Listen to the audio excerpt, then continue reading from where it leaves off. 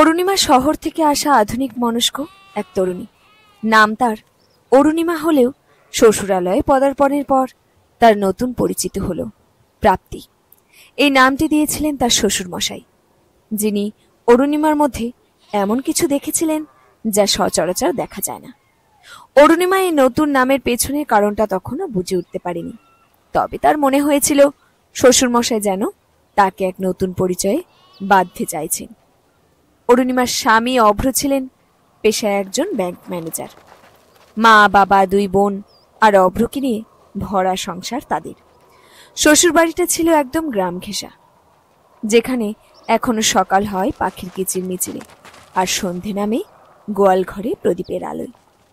অরুণিমা বড় হয়েছে ফ্ল্যাটে, যেখানে ভোর মানে গাড়ির হর্ন আর সন্ধে মানে টিভির শব্দ। তাই এই পরিবর্তন তার জন্য সহজ ছিল না। প্রথম কদিন অরুণিমা একটু যেন গুটিয়েই ছিল। সকালের জল খাবার থেকে রাতের খাবার সব রান্না হতো যৌথ পরিবারের সবার জন্য। প্রায় 20টা মুখ, আর তাদের পছন্দ অপছন্দ সামলানো অরুণিমার কাছে ছিল এক বিশাল চ্যালেঞ্জ। শাশুড়ি মা স্নেহময়ী হলেও ছিলেন বেশ কড়া মেজাজের। তার নির্দেশ ছিল অমোঘ, তার নিয়ম ছিল অলঙ্ঘনীয়। অরুণিমা দেখল এখানে মেয়েদের কণ্ঠস্বর চাপা, তাদের মতামত সব সময় গুরুত্ব পায় না। একদিন সকালে শাশুড়ি মা রান্নার নির্দেশ দিচ্ছিলেন। অরুণিমা কিছু একটা বলতে গিয়েছিল, কিন্তু শাশুড়ি তাকে থামিয়ে বললেন, এখানে বড়দের কথা শুনতে হয়। অরুণিমার চোখে জল এসে গিয়েছিল। মনে হয়েছিল সে যেন এক খাঁচায় বন্দি। দুপুরে খেতে বসে অরুণিমা লক্ষ্য করল বাড়ির পুরুষরা আগে খেতে বসে, তারপর মহিলারা। তার শহরের বাড়িতে যেখানে বাবা মা একসাথে খেতে বসতেন, সেখানে এই দৃশ্য তার কাছে অপরিচিত ঠেকেছিল। কিন্তু অরুণিমা হার মানার পাত্রী ছিল না। সে জানত সম্পর্কগুলো ত্যাগের উপর নির্ভর করে। সে লক্ষ্য করল বাড়ির ছোট্ট মেয়েগুলো স্কুলে যেতে চায়, কিন্তু তাদের পড়াশোনায় কেউ তেমন জোর দেয় না। তাদের ভবিষ্যৎ যেন আগে থেকে নির্ধারিত, রান্নাঘর আর সংসার। অরুণিমার মনটা কেঁদে উঠল। সে ভাবল, এখানে কি আমার আসল প্রাপ্তি লুকিয়ে আছে? অরুণিমা ছোট ছোট পদক্ষেপ নিতে শুরু করলো। প্রথমে সে সবার জন্য নিজের হাতে মিষ্টি বানালো। তার হাতের তৈরি সন্দেশ খেয়ে শ্বশুর মশাই খুব খুশি হলেন। বললেন, তোমার হাতে তো জাদু আছে মা। এই ছোট্ট প্রশংসা অরুণিমাকে সাহস জোগাল।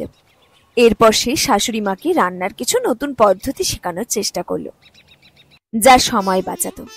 শাশুড়ি প্রথমে রাজি না হলেও ফল দেখে তিনি অবাকই হলেন। সবচেয়ে বড় পরিবর্তন এলো বাড়ির মেয়েদের জীবনে। অরুণিমা তাদের জন্য বিকেলে 1 ঘন্টা করে পড়ানোর ব্যবস্থা করল। সে তাদের গল্প শোনাতো, অঙ্ক শেখাতো আর স্বপ্ন দেখতে শেখাতো। প্রথম দিকে বাধা এসেছিল।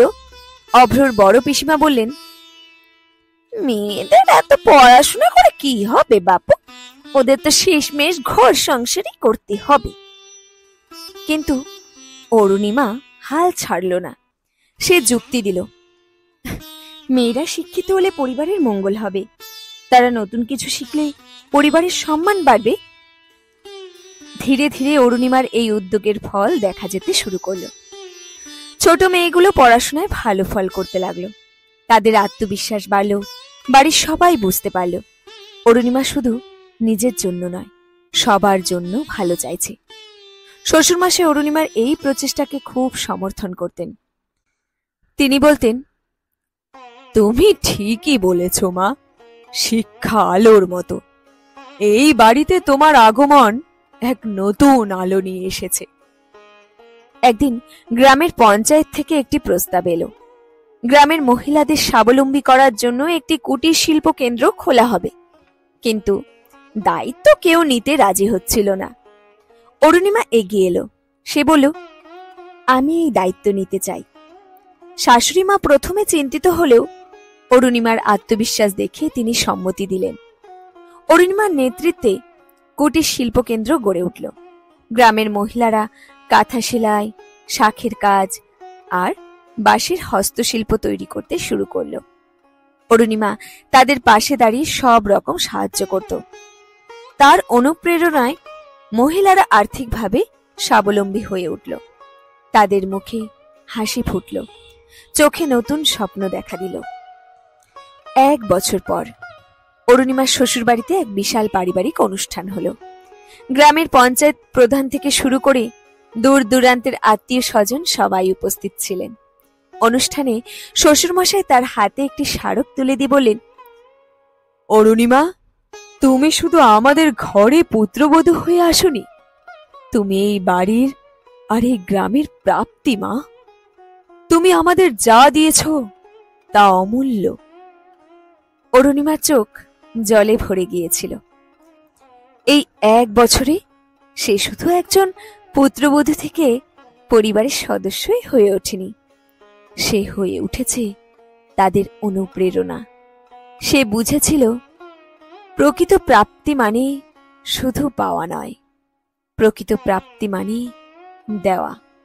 গ্রামের মানুষের মুখে হাসি ফুটিয়ে, মেয়েদের চোখে স্বপ্ন বুনে সে যেন নিজের এক নতুন পরিচিতি লাভ করেছে। এই প্রাপ্তি ছিল তার জীবনের সবচেয়ে বড় প্রাপ্তি, যা কোনো ধনসম্পদের চেয়েও মূল্যবান। সন্ধ্যা নেমে আসছিল। গ্রামের মন্দির থেকে সন্ধ্যার আরতির শঙ্খধ্বনি ভেসে আসছিল। অরুণিমা দেখল অভ্র আর তার বাবা একসাথে বসে হাসছেন। শাশুড়ি মা তাকে নিজের হাতে তৈরি মিষ্টি খাওয়ালেন। আর সেই ছোট মেয়েগুলো যারা একদিন অন্ধকারে ছিল, তারা এখন আলোর পথ ধরে এগিয়ে চলেছে। অরুণিমা বুঝল তার জীবনের আসল প্রাপ্তি হয়েছে এই ভালোবাসার সংসারে, এই নতুন পরিচয়ে। শেষ হলো আজকের গল্প অরুণিমার প্রাপ্তি। কলমে সুপ্রিয়া ঘোষ।